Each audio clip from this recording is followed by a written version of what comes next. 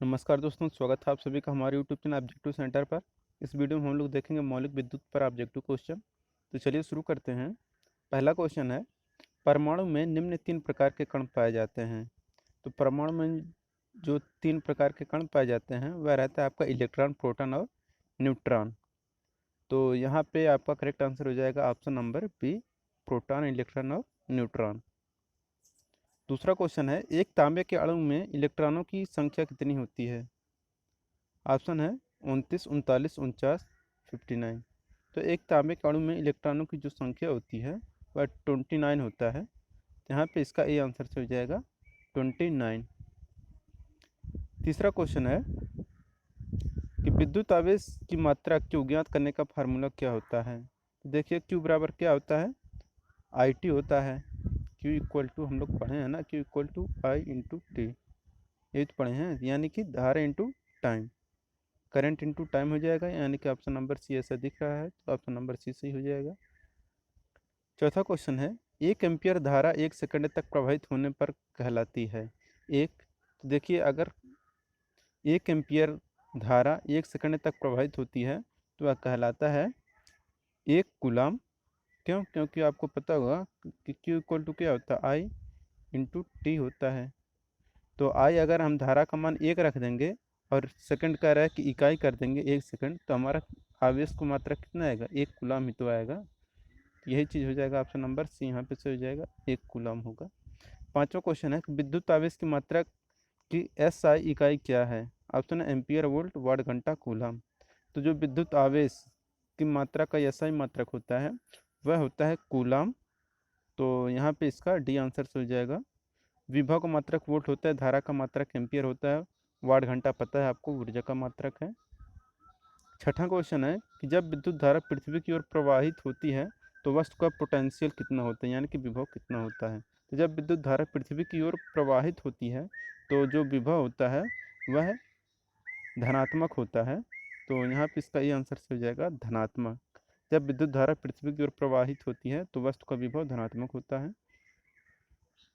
सातवां क्वेश्चन है, जब धारा प्रवाह स्थापित करने के लिए न्यूनतम आवश्यकताएं क्या हैं? तो देखिए धारा प्रवाह स्थापित करने की जो न्यूनतम आवश्यकताएं होती हैं उसमें आपको क्या चाहिए, एक तो आपको कोई चालक तार चाहिए, दूसरा उसका वोल्टेज सोर्स चाहिए, तभी उससे हम लोग क्या करेंगे, धारा प्रवाहित कर सकते हैं। यहाँ पे ऐसा ऑप्शन नंबर बी दिख रहा है कि वोल्टेज स्रोत एवं चालक।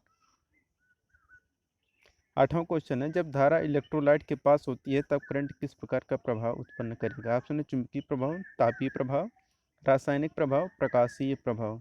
तो जब धारा इलेक्ट्रोलाइट के पास होती है तब जो करंट प्रवाहित होता है वह प्रभाव उत्पन्न करता है रासायनिक प्रभाव। इलेक्ट्रोलाइट है तो इसमें क्या होता है, केमिकल रिएक्शन होता है, तो केमिकल रिएक्शन से क्या होता है, आपका रासायनिक प्रभाव ही तो उत्पन्न होगा।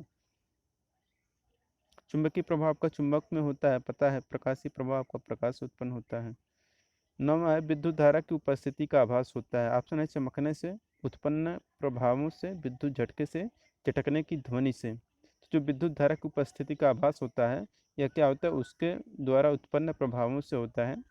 तो यहाँ पे इसका बी आंसर से हो जाएगा, उत्पन्न प्रभावों से विद्युत धारा की उपस्थिति का आभास होता है। 10वां क्वेश्चन है, धारा के 3 प्रमुख प्रभाव क्या हैं? ऑप्शन है ऊष्मीय चुंबकीय, विद्युत झटका देना, ऊष्मीय प्रकाश उत्पन्न करना और चुंबकीय, ऊष्मीय चुंबकीय और रासायनिक, रासायनिक चुंबकीय और विद्युत झटका देना।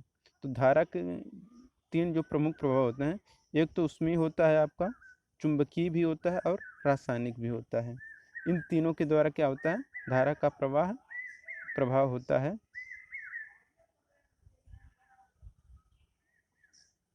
11 नंबर क्वेश्चन है कि ऑर्गेनिक पदार्थों में अधिकांश रासायनिक क्रियाएं किसके रूप में संपन्न होती हैं?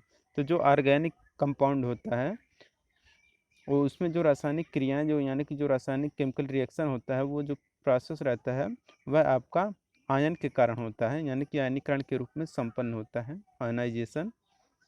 12 नंबर क्वेश्चन है, जब धारा एक चालक से प्रवाहित होती है तो वह तप्त हो जाता है, इस प्रभाव को क्या कहते हैं? ऑप्शन है चुंबकीय, तापीय, रासायनिक प्रभाव, विद्युत स्थैतिक प्रभाव। तो जब धारा एक चालक से प्रवाहित होती है और तप्त हो जाती है तो इस प्रभाव को हम लोग बोलते हैं तापीय प्रभाव। भाई जब जहाँ पे हीट उत्पन्न होगा वह किसके वजह, तापीय प्रभाव के कारण होगा। जब तप्त हो जाता है तो तापीय प्रभाव। 13 नंबर क्वेश्चन है, स्पाइरल वाउंड कुंडली में जब धारा बहती है तो वह किस प्रकार की विद्युत धारा का प्रभाव उत्पन्न करेंगे। ऑप्शन हीटिंग प्रभाव, चुंबकीय प्रभाव, रासायनिक प्रभाव, थर्मल प्रभाव। तो स्पाइरल वाउंड कुंडली में जब धारा बहती है तो वह जिस प्रकार की विद्युत धारा का प्रवाह उत्पन्न करता है, वह प्रभाव रहता है चुंबकीय प्रभाव। स्पाइरल वाउंड कुंडली में जब धारा बहती है तो वह चुंबकीय प्रभाव की विद्युत धारा का प्रभाव उत्पन्न करेगा। 14 नंबर क्वेश्चन है, सूची फर्स्ट और सूची सेकंड को मिलान करना है। तो देखिए यहाँ पे दिया है उसमें उसमें से क्या चलता है, मतलब किससे हमको ऊष्मा मिलता है। तो उसमें जो मिलता है हमसे बल्ब से मिलता है ऊष्मा, क्योंकि भाई वो गर्म हीट होता है मतलब वह आपका ऊष्मीय प्रभाव हो गया। चुंबकीय प्रभाव किससे उत्पन्न होता है, तो चुंबकीय प्रभाव जो रहता है आपका विद्युत पंखा जो चलता है उसमें चुंबकीय प्रभाव के कारण चलता है। रासायनिक ये विद्युत लेपन से चला जाएगा। और एक्स किरणें हड्डियों के छाया चित्र, यानी कि ऑप्शन नंबर क्या हो जाएगा, ऑप्शन नंबर डी ऐसा दिख रहा है, ऑप्शन नंबर डी सही हो जाएगा यहाँ पे। 15 नंबर क्वेश्चन है, किसी चालक के अनुप्रस्थ काट से होकर 1 सेकंड में 1 एम्पियर धारा के प्रवाहित होने पर कितने इलेक्ट्रॉन प्रवाहित होंगे। तो देखिए यदि चालक के अनुप्रस्थ काट से होकर 1 सेकंड में 1 एम्पियर धारा के प्रवाहित होने पर इलेक्ट्रॉन जितने वह प्रवाहित होते हैं 6.24 × 10⁻18 इलेक्ट्रॉन प्रवाहित होंगे। 16 नंबर क्वेश्चन है, न्यूनतम एक इलेक्ट्रॉन किस पदार्थ के परमाणु में होता है। ऑप्शन है क्लोरीन, हाइड्रोजन, हीलियम और ऑक्सीजन।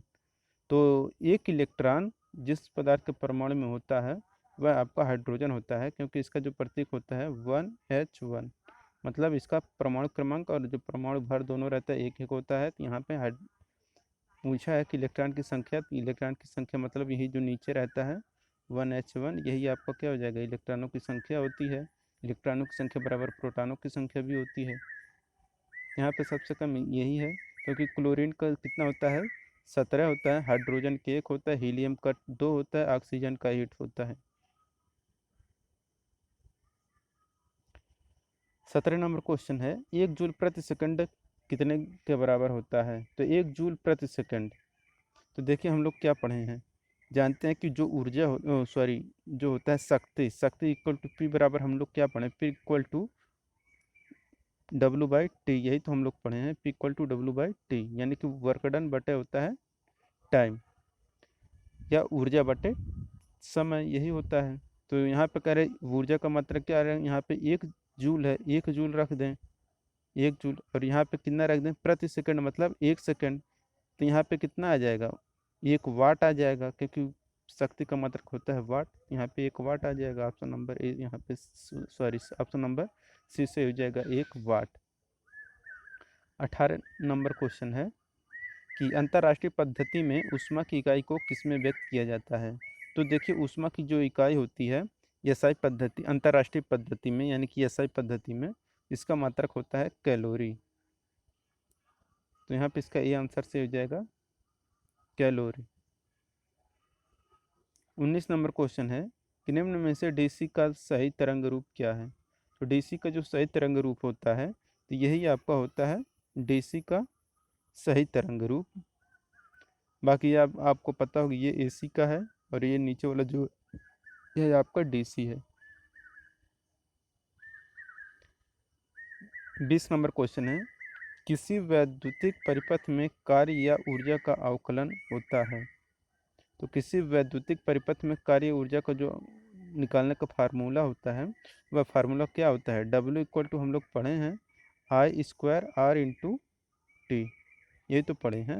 यहाँ पे ऐसा ऑप्शन नंबर क्या सही है, option number D, W equal to I²R/T joule, जहाँ पे आई आपका क्या होता है धारा, आर होता है आपका प्रतिरोध, टी होता है आपका समय। विभवांतर का मापन किस प्रकार से किया जाता है या किसके द्वारा किया जाता है। तो आपको पता हो कि जो विभवांतर मापा जाता है यह आपका वोल्ट मीटर के द्वारा नापा जाता है। तो यहाँ पर ऑप्शन नंबर सी हो जाए। अमीटर के द्वारा आपका धारा मापा जाता है, वाट मीटर के द्वारा आपका शक्ति मापा जाता है। 22 नंबर क्वेश्चन है, प्रतिरोध की इकाई होती है। ऑप्शन है महो, वोल्ट, ओम, एम्पियर।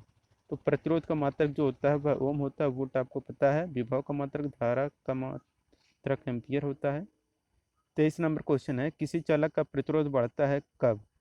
तो किसी चालक का प्रतिरोध तब बढ़ता है जब क्या होता है, कि उसकी लंबाई बढ़ा दी जाती है। क्यों? क्योंकि पता है हम लोग फार्मूला कि आर इक्वल टू होता है रो एल अपान ए होता है ना प्रतिरोध। तो यहाँ पे लंबाई बढ़ाएंगे तो उसका प्रतिरोध बढ़ेगा, या क्षेत्रफल को हम लोग घटाएंगे तो उसका प्रतिरोध बढ़ेगा। तो यहाँ पे ऐसा सिर्फ सी ए ऑप्शन ही दिख रहा है कि उसकी लंबाई बढ़ा दी जाए या क्षेत्रफल घटा दिया जाए। तो क्षेत्रफल तो कहीं घट नहीं दिखा रहा है, देखिए इसमें दिखा रहा है कि क्षेत्रफल बढ़ा दिया जाए, तो ये भी गलत हो जाएगा। नीचे वाले बोले क्षेत्रफल बढ़ा दिया जाए, ये भी गलत हो जाएगा, क्योंकि क्षेत्रफल या तो घटाया जाए या तो लंबाई बढ़ाया जाए। यहाँ पे लंबाई घटाई जा रही है, ये भी गलत है, तो ऑप्शन नंबर ए ही सही हो जाएगा। 24 नंबर क्वेश्चन है, वैद्युत परिपथ में प्रतिरोधक का प्रयोग किया जाता है। तो वैद्युत परिपथ में जो प्रतिरोधक का प्रयोग किया जाता है, यह किया जाता है धारा के प्रवाह को घटाने के लिए किया जाता है, यानी कि ऑप्शन नंबर सी सही हो जाएगा। धारा के प्रवाह को घटाने के लिए प्रतिरोधक का प्रयोग किया जाता है। 25 नंबर क्वेश्चन है, निम्न में से चालक का प्रतिरोध तथा चालक की लंबाई के बीच सही संबंध क्या है। तो चालक का प्रतिरोध तथा चालक की लंबाई के बीच जो सही संबंध है वो होता है यही आपका ऑप्शन नंबर ए यहाँ पे सही हो जाएगा।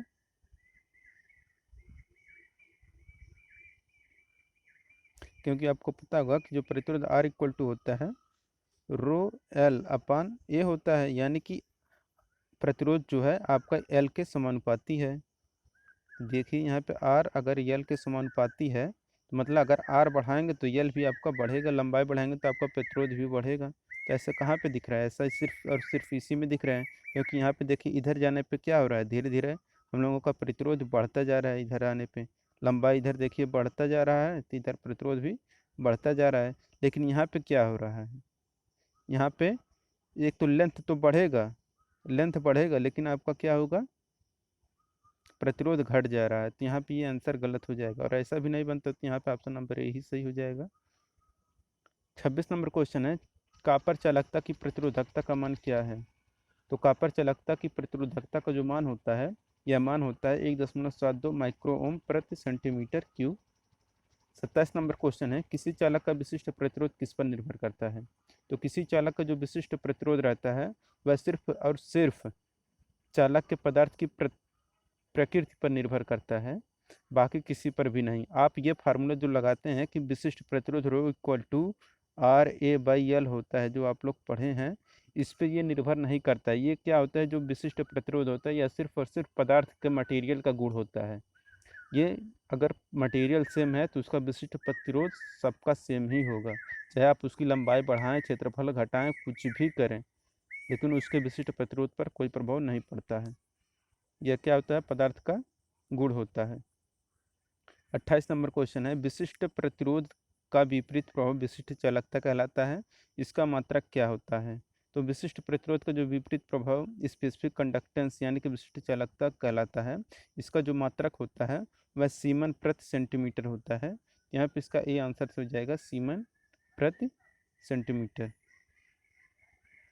29 नंबर क्वेश्चन है, विशिष्ट प्रतिरोध की इकाई क्या है। ऑप्शन है ओम पर सेंटीमीटर स्क्वायर, ओम सेंटीमीटर, माइक्रो ओम पर सेंटीमीटर क्यूब, मिली ओम पर मीटर क्यूब। तो जो विशिष्ट प्रतिरोध का मात्रक होता है यह क्या होता है कि ओम सेंटीमीटर होता है, क्योंकि विशिष्ट प्रतिरोध R rho equal to R A by L होता है। तो आर का मात्रक क्या हो जाएगा, ओम हो जाएगा, लेकिन यहाँ पे ए का मात्रक क्या आएगा, सेंटीमीटर स्क्वायर आएगा, और नीचे क्या आएगा, सेंटीमीटर। तो 2 सेंटीमीटर ऊपर है और एक नीचे सेंटीमीटर है, तो एक एक कट जाएगा, तो ओम सेंटीमीटर ही बचेगा। तो ऑप्शन नंबर बी ऐसा सही हो जाएगा इसका। 30 नंबर क्वेश्चन है, किसी पदार्थ के मीटर क्यूब या सेंटीमीटर क्यूब के दो विपरीत सतहों के बीच उत्पन्न प्रतिरोध को क्या कहते हैं। तो इसे हम लोग बोलते हैं विशिष्ट प्रतिरोध। किसी पदार्थ के मीटर क्यूब या सेंटीमीटर क्यूब के दो विपरीत सतहों के बीच उत्पन्न प्रतिरोध को हम लोग विशिष्ट प्रतिरोध कहते हैं। 31 नंबर क्वेश्चन है, जब एक विद्युत हीटर को 230 वोल्ट मेन सप्लाई से संयोजित किया जाता है तो वह 7.5 एम्पीयर धारा विद्युत धारा लेता है, उसके एलिमेंट का प्रतिरोध कितना होगा। तो प्रतिरोध निकालना है, तो प्रतिरोध आर इक्वल टू क्या होता है, V by I, V by I होता है ना। तो वी का मान कितना दिया है 230, आई का मान कितना दिया है 7.5। तो अब हम लोग इसको सॉल्व करेंगे तो लगभग कितना आ जाएगा 8 × 3 = 24, यानी कि लगभग 30 के आसपास ऐसा दिख रहा है। तो इसका करेक्ट ऑप्शन क्या हो जाएगा, ऑप्शन नंबर बी सही हो जाएगा। जिसको सॉल्व करेंगे ऑप्शन नंबर बी सही हो जाएगा, 30.67। 32 नंबर क्वेश्चन है, एक खिलौने की मोटर 6 वोल्ट बैटरी से प्रचालित की जा रही है। यदि मोटर कॉइल का प्रतिरोध 4.5 ओम हो तो मोटर द्वारा ली जाने वाली विद्युत धारा का मान कितना होगा। देखिए वही है, धारा आई इक्वल टू यहाँ पे क्या हो जाएगा V/R। वी का मान कितना दिया है 6, आर का मान कितना दिया है 4.5। इसको हम लोग सॉल्व करेंगे तो हमारा कितना आ जाएगा, दशमलव हटेगा 0 आ जाएगा। 15 × 4 = 45 और 15 × 4 = 60, यानी कि 3 × 3 = 9, 1.33 यानी कि ऑप्शन नंबर सी आ जाएगा। 32 का सी आंसर सही हो जाएगा। 33 नंबर क्वेश्चन है कि 100 मीटर लंबे और 1.07 सेंटीमीटर स्क्वायर कटाक्ष क्षेत्र वाले तांबे के तार का कुल प्रतिरोध कितना होगा, जबकि तांबे का विशिष्ट जो प्रतिरोध होगा 1.72 माइक्रो ओम सेंटीमीटर है। तो यहाँ आपको देखिए जो फार्मूला हम लोग लगाएंगे R = ρL/A, यही फार्मूला लगाएंगे। तो इससे हम लोग आर का मान निकाल लेंगे सारा मान। देखिए यहाँ पर रो का मान हमें पता है कि 1.72 माइक्रो ओम सेंटीमीटर दिया है। तो यहाँ पे ये हो जाएगा आपका, माइक्रो को हम लोग चेंज कर लेंगे तो 10⁻⁻6 आ जाएगा। फिर यल का मान दिया है आपका 100 मीटर, 100 मीटर को हम लोग सेंटीमीटर में बदलेंगे तो यह कितना आ जाएगा 10,000 सेंटीमीटर। फिर क्षेत्रफल जो ये दिया है इसका मान सेंटीमीटर में है, इसको रख देंगे, फिर सॉल्व करेंगे तो हमारा करेक्ट आंसर आ जाएगा 1.6 × 10⁻² ओम। ऑप्शन नंबर ए इसका सही हो जाएगा। 34 नंबर क्वेश्चन है, प्रति डिग्री सेंटीग्रेड से प्रतिरोध में प्रति ओम परिवर्तन क्या कहलाता है। तो प्रति डिग्री सेंटीग्रेड से प्रतिरोध में प्रति ओम परिवर्तन यह कहलाता है आपका प्रतिरोध का ताप गुणांक कहलाता है। 35 नंबर क्वेश्चन है, किसी जनरेटर की फील्ड कॉइल का प्रतिरोध 0 डिग्री सेल्सियस तथा 50 ओम हो तो 50 डिग्री सेल्सियस का प्रतिरोध होगा, जबकि तांबे का ताप गुणांक अल्फा = 0.0043 प्रति डिग्री सेल्सियस है। तो यहाँ पे देखिए जो फार्मूला लगाएंगे RT = होता है R0 या R0 कोई बोलता है, कोई R0 बोलता है, तो R0 और 1 + अल्फा डेल्टा टी। इस फार्मूले का यूज करके हम लोग तांबे का जो ये है ताप गुणांक अल्फा का मान, इससे हम लोग क्या करेंगे अल्फा का मान निकाल लेंगे। सॉरी, ताप गुणांक नहीं, किसका, किसी जनरेटर फील्ड कोई ना हो तो उसको प्रतिरोध का मान निकालना है ना। तो यानी कि आर टी का मान पूछा है तो R0 का मान दिया है 50 ओम, 1 है, अल्फा का मान दिया है 0.0043 और टी का मान दिया है 50। तो इसका मान सब रख देंगे तो हमारा करेक्ट आंसर क्या आ जाएगा 60.75। ऑप्शन नंबर बी आ जाएगा, यहाँ पे करेक्ट आंसर हो जाएगा। 36 नंबर क्वेश्चन है, निम्न में से सर्वोच्चतम सुचालक पदार्थ क्या है। तो सर्वोच्चतम सुचालक जो पदार्थ है वह रहता है आपका ग्रेफाइट। ग्रेफाइट आपका क्या है सुचालक पदार्थ है जो कि पेंसिल में यूज होता है। 37 नंबर क्वेश्चन है, चालक के प्रदत्त आकार के लिए ताम्र की तुलना में एल्युमिनियम में चालकता लगभग कितने % होती है। तो चालक के प्रदत्त आकार के लिए तांबे की तुलना में एल्युमिनियम की जो चालकता होती है यह लगभग होता है 60%। यहाँ पे इसका सी आंसर हो जाएगा 60%। 38 नंबर क्वेश्चन है, विद्युतीय चालक पदार्थ इनमें से कौन सा नहीं है। ऑप्शन है तांबा, एल्युमिनियम, चांदी और सीसा। तो विद्युतीय चालक पदार्थ इनमें से जो नहीं है वह है आपका सीसा। बाकी आपका तांबा, एल्युमिनियम और चांदी ये सब के आपके चालक पदार्थ हैं। 39 नंबर क्वेश्चन है, पदार्थों का वह स्वाभाविक गुण जो विद्युत धारा प्रवाह में सुगमता प्रदान करता है क्या कहलाता है। देखिए जो विद्युत धारा के प्रवाह में सुगमता प्रदान करता है वह आपका चालकता कहलाता है, और जो इसका मतलब धारा प्रवाह में सुगमता को रोकता है मतलब आपका विरोध करता है धारा के प्रवाह का, वह आपका प्रतिरोधकता कहलाता है। तो यहाँ पे इसका पूछा कि धारा के प्रवाह की सुगमता, तो वह आपका चालकता कहलाता है। अगर एक पूछता कि धारा के प्रवाह में विरोध कौन करता है, तो वह प्रतिरोधकता करता है। 40 नंबर क्वेश्चन है, सामान्यतः पावर सर्किट में प्रयोग किए जाने वाला प्रतिरोधक है। तो पावर सर्किट में जो प्रतिरोधक यूज किया जाता है वह प्रतिरोधक रहता है वायर बाउंड। तो यहाँ पे इसका बी आंसर से हो जाएगा वायर बाउंड। 41 नंबर क्वेश्चन है कि वायर बाउंड रजिस्टर बनाने के लिए उपयुक्त मिश्र धातु क्या है। तो वायर बाउंड रजिस्टर बनाने के लिए जो मिश्र धातु यूज किया जाता है यानी तो वो जो रहता है मिश्र धातु वह यूरेका का रहता है। यहाँ पे इसका आंसर हो जाएगा यूरेका। 42 नंबर क्वेश्चन है, 1.5 ओम प्रतिरोध के लिए कलर कोड क्या होगा। तो 1.5 ओम के लिए जो कलर कोड होता है वह रहता है भूरा, हरा और सुनहरा। तो यहाँ पे इसका भी आंसर से हो जाएगा भूरा, हरा और सुनहरा। 43 नंबर क्वेश्चन है कि प्रतिरोध के कलर बैंड में भूरे रंग की सहन सीमा का मान कितना होता है। तो वो भूरे रंग की जो टॉलरेंस का मान होता है कलर बैंड में, ये जो रहता है आपका ±1%। तो यहाँ पे इसका डी आंसर सही हो जाएगा +-1। 44 नंबर क्वेश्चन है, चित्र में प्रदर्शित रंग कोड वाले प्रतिरोध का मान क्या है। तो देखिए ये जो प्रतिरोध है यह प्रतिरोध रहता है आपका 3.9 ओम का। यहाँ पे इसका आंसर सही हो जाएगा 3.9। 45 नंबर क्वेश्चन है, चित्र में दर्शाए गए प्रतिरोध में चौथे नंबर का रंग भूरा हो तो उसकी सहन सीमा क्या है। तो चौथे रंग नंबर का अगर रंग भूरा है तो जो इसकी सहन सीमा होगी यह सहन सीमा होगा ±20%। 46 नंबर क्वेश्चन है, नीचे दिए गए प्रतिरोधक का प्रतिरोध क्या होगा। तो 2K5 यानी कि इसका जो मान आएगा ये आएगा आपका 2.5 किलो ओम।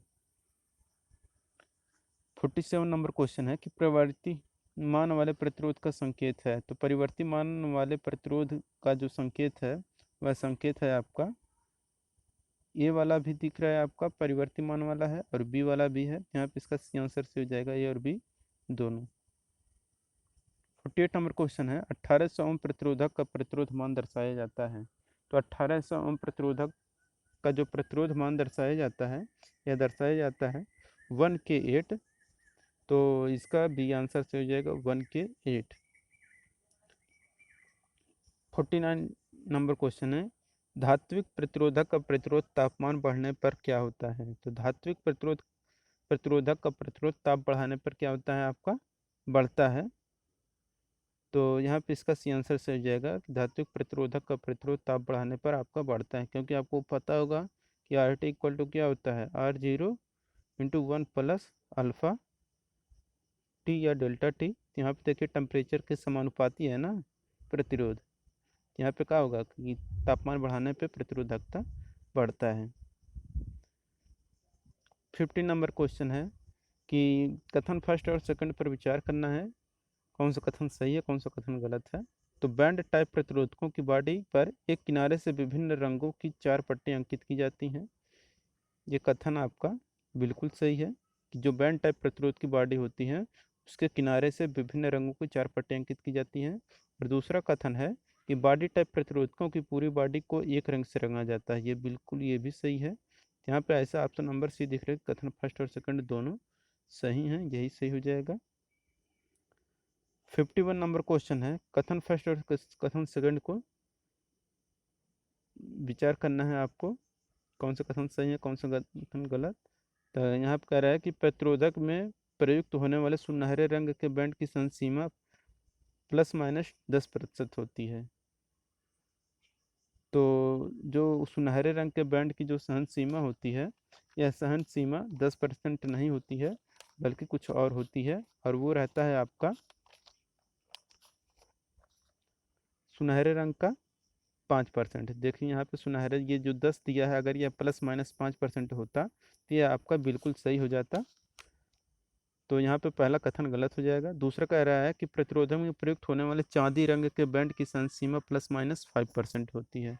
तो चांदी रंग की नहीं, यह सुनहरे रंग की जो रहता है सुनहरे रंग का जो बैंड की सहन सीमा होता है वह आपका 5% होता है। तो यहाँ पे अगर सुनहरा रहता तो ये आपका सही हो जाता, या फिर यहाँ पे +-5 की जगह पे अगर 10% रहता तो भी सही हो जाता। तो यहाँ पे ये भी क्वेश्चन गलत है।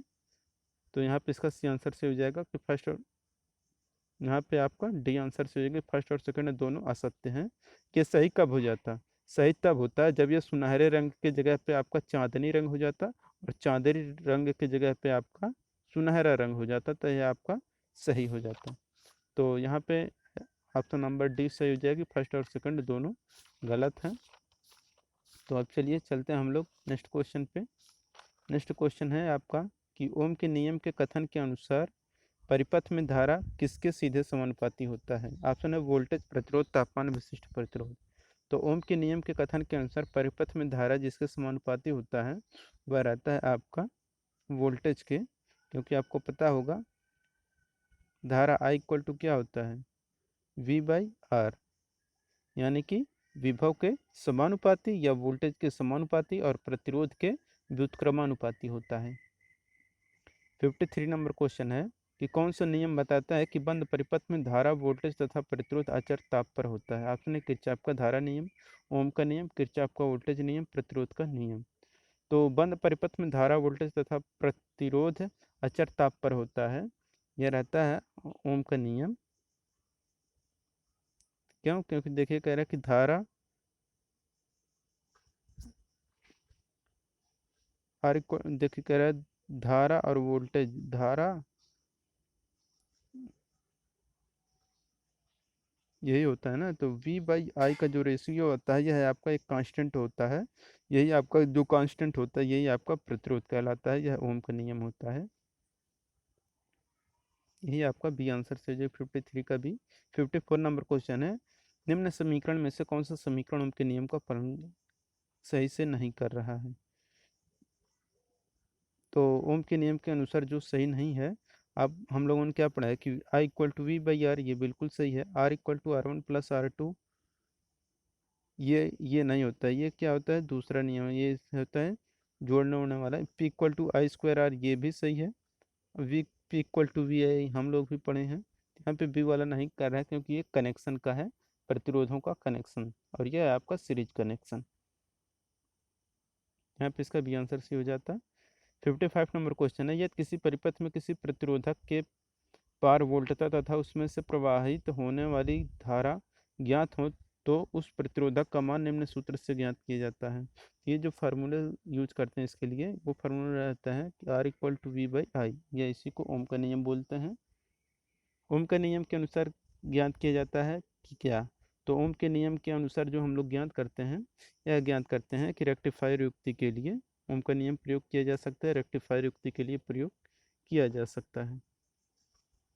57 नंबर क्वेश्चन है 125 वोल्ट 40 वाट एवं 125 वोल्ट 100 वाट के दो प्रतिदीप्त लैंपों को 230 वोल्ट की आपूर्ति के साथ श्रेणी क्रम में जोड़ा गया तो संपर्क से क्या होगा? तो इसका संपर्क ये होगा कि 40 वाट वाले लैंप से होकर ह्रास इसके अंतिम वोल्टेज से अधिक होगा, अतः यह फ्यूज हो जाएगा। ऑप्शन नंबर यहाँ पे सही सही हो जाएगा। 58 नंबर क्वेश्चन है कि स्विच बंद करने पर वोल्टमीटर के संकेत पर क्या होगा? देखिए स्विच अगर हम लोग बंद कर देंगे, यहाँ पे जो दिया है ये स्विच, अगर इस स्विच को हम लोग बंद कर देंगे, क्या क्या होगा कि वोल्टमीटर जो संकेतक है यह बढ़ेगा। तो यहाँ पे इसका ये आंसर से हो जाएगा बढ़ता है। क्यों? क्योंकि यहाँ पे आपका क्या हो जाएगा, प्रतिरोध आ जाता है, काम करने लगता है, तो ये आपका बढ़ जाएगा। किरचॉफ का क्या नियम है? तो किरचॉफ का आपको पता होगा कि दो नियम है, एक होता है विद्युत धारा का नियम, दूसरा होता है आपका वोल्टेज का नियम। तो यहाँ पे इसका सी आंसर से हो जाएगा, ए और बी दोनों सही हैं। पहला नियम होता है एक धारा का नियम, दूसरा होता है वोल्टेज का नियम। 60 नंबर क्वेश्चन है कौन सा नियम बताता है कि किसी जोड़ पर मिलने वाली सभी धाराओं का योग शून्य के बराबर होता है? ये देखिए कहता है कि किसी जोड़ पर मिलने वाली सभी धाराओं का योग शून्य के बराबर होता है, यह कहलाता है आपका किरचॉफ का पहला नियम। यहाँ पे इसका बी आंसर सही हो जाएगा, किरचॉफ का पहला नियम। दूसरा क्वेश्चन है 61 नंबर कि कौन सा नियम बताता है कि प्रत्येक बंद परिपथ में सभी वोल्टेज ड्रॉप का योग शून्य के बराबर होता है?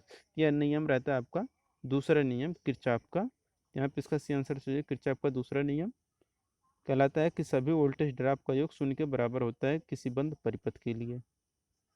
62 नंबर क्वेश्चन है, किसी विद्युत नेटवर्क में प्रत्येक जोड़ पर आने वाली धाराओं का योग जाने वाली धाराओं के योग के बराबर होता है, यह नियम का क्या नाम है? तो किसी विद्युत नेटवर्क में प्रत्येक जोड़ पर आने वाली धाराओं का योग जाने वाली धाराओं के योग के बराबर होता है, यह किरचॉफ का प्रथम नियम होता है। तो यहाँ पे इसका डी आंसर से हो जाएगा किरचॉफ का प्रथम नियम। वोल्टेज ड्रॉप वाला आपका कौन सा रहता है? दूसरा नियम।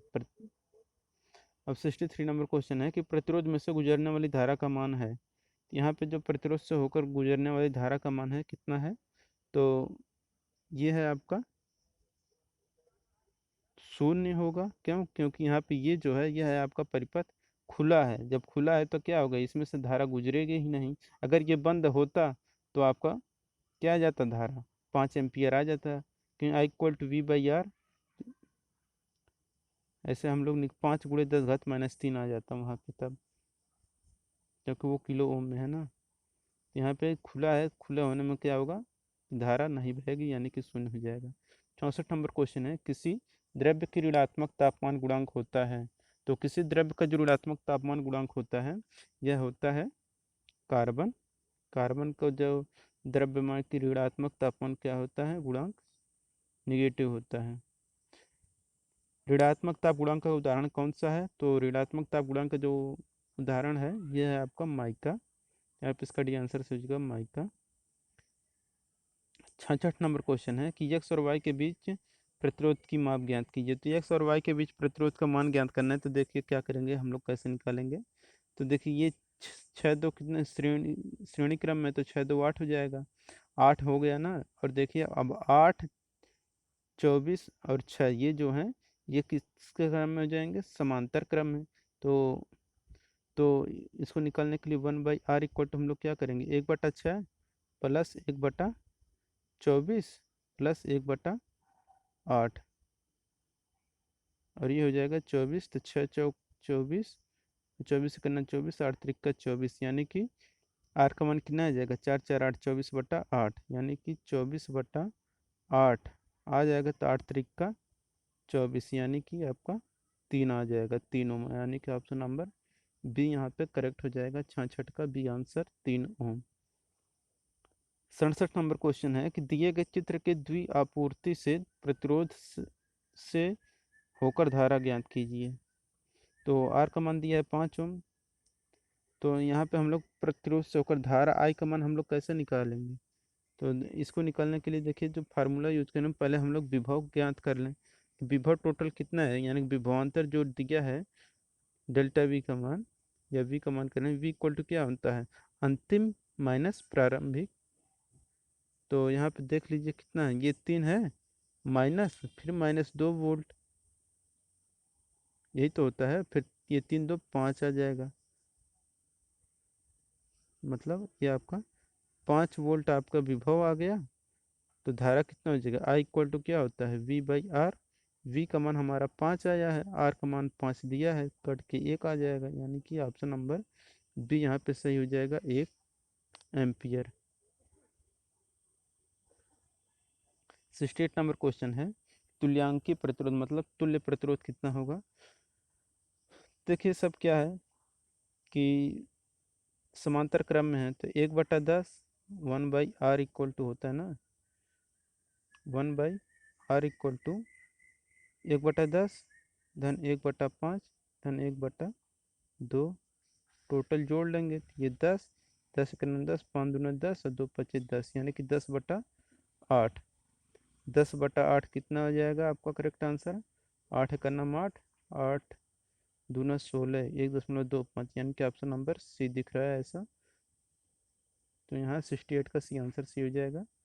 69 नंबर क्वेश्चन है कि धारा I5 का मान कितना होगा। तो यहाँ पे देखिए किरचॉफ का पहला नियम लगाइए, आने वाली धाराओं का योग इक्वल टू जाने वाली धाराओं का योग होता है। तो आने वाली धारा, इस बिंदु के पास आने वाली जितनी धारा हैं उसको एक साइड लिख लेते हैं, और जाने वाली धारा एक साइड। तो इसकी तरफ आने वाला कितना है, 2 है, और 3 है, और 10 है, और जाने वाला कितना है, 4 है, और I5 है। तो 10 5 15, 15 हो जाएगा, 15 में से 4 चला जाएगा, कितना बचेगा? 15 में से 4 गया 11, यानी कि ऑप्शन नंबर बी सही हो जाएगा। 70 नंबर क्वेश्चन, निम्न से कौन सा किरचॉफ का नियम है? देखिए, जो किरचॉफ का नियम रहता है, ये रहता है कि जो टोटल विभव ड्रॉप होता है, यह आपका आई आर के योग के बराबर होगा, यही sigma sigma equal to sigma I R के बराबर होगा। 71 नंबर क्वेश्चन है कि व्हीट स्टोन ब्रिज में गैल्वेनोमीटर से होकर जब कोई धारा प्रवाहित नहीं होती है तो ब्रिज परिपथ को क्या कहा जाता है?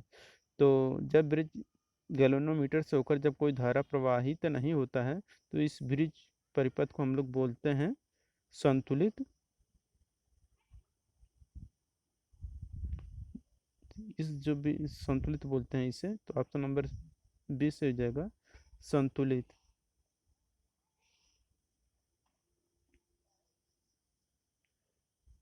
72 नंबर क्वेश्चन है कि दिया हुआ व्हीट स्टोन ब्रिज संतुलित होता है जब P equal to 100 ohm, Q equal to 1 kilo ohm, S equal to 120 ohm, अज्ञात प्रतिरोध का मान ज्ञात कीजिए। तो देखिए, जो रहता है ये होता है P by S equal to होता है Q बाई आर, यही तो होता है। तो P बाई एस का मान कितना दिया है? 100/120, इससे हम लोग निकाल लेंगे। तो जो देखिए यहाँ पे 100 ओम दिया है, पी का मान 100 दिया है, और यस का मान 120 दिया है। क्यू का मान देखिए 1 किलो ओम में दिया है, किलो ओम 1 किलो ओम में दिया है। तो ये जो आंसर यहाँ पे आएगा आर का मान, ये हमारा भी किलो ओम में जी, यही अज्ञात वाला है, यही हमारा निकालना है। तो ये भी आपका किलो ओम में आएगा। तो यहाँ पे जो आएगा हल करने पर, वो आएगा option number 1.2 kilo ohm. 73 number question है कि व्हीट स्टोन ब्रिज का उपयोग किसका मान ज्ञात करने के लिए करते हैं? तो व्हीट स्टोन ब्रिज का जो मान यूज करने के लिए, मतलब ज्ञात करने के लिए करते हैं, वह रहता है अज्ञात प्रतिरोध का मान ज्ञात करने के लिए व्हीट स्टोन ब्रिज का यूज करते हैं। और है ये आपका लास्ट क्वेश्चन 74 नंबर का, कि सूची फर्स्ट और सूची सेकंड को मिलान करना है। तो देखिए यहाँ पे जूल का नियम क्या कहता है? तो जूल का नियम कहता है कि H equal to I square R T, जो हीट उत्पन्न होता है वह आई स्क्वायर आर टी के हिसाब से उत्पन्न होता है। ओम का नियम क्या है? ओम का नियम है V equal to I R. Kirchhoff का नियम क्या है? ये आपका जो विभव ड्रॉप वाला है, वेट स्टोन ब्रिज का P by Q equal to R by S. यहाँ पे 2 3 1 4, 2 3 1 4, यानी कि ऑप्शन नंबर सी दिख रहा है, 2 3 1 4, ऑप्शन नंबर सी यहाँ पे सही हो जाएगा। दोस्तों, अगर वीडियो पसंद आया हो तो वीडियो को लाइक करिए, अगर आप हमारे चैनल पर नए हैं तो चैनल को सब्सक्राइब करिए। जिन लोगों ने वीडियो को शेयर नहीं किया वो लोग वीडियो को शेयर कर दें। अगर आपको ये पीडीएफ चाहिए तो आप हमारे टेलीग्राम चैनल ऑब्जेक्टिव सेंटर को ज्वाइन कर लीजिए, जो कि डिस्क्रिप्शन बॉक्स में हमने उसका लिंक दिया है, आप वहाँ से ज्वाइन हो सकते हैं। या आप टेलीग्राम डाउनलोड करिए और ऑब्जेक्टिव सेंटर उस पर सर्च करिए, हमारा चैनल आ जाएगा, उससे ज्वाइन हो जाएगी, वहाँ पे आपको सारे पीडीएफ मिल जाएंगे एक साथ। तो मिलते हैं नेक्स्ट वीडियो के साथ, रहेगा हमारा वैद्युत पदार्थ एवं केबल। Thank you.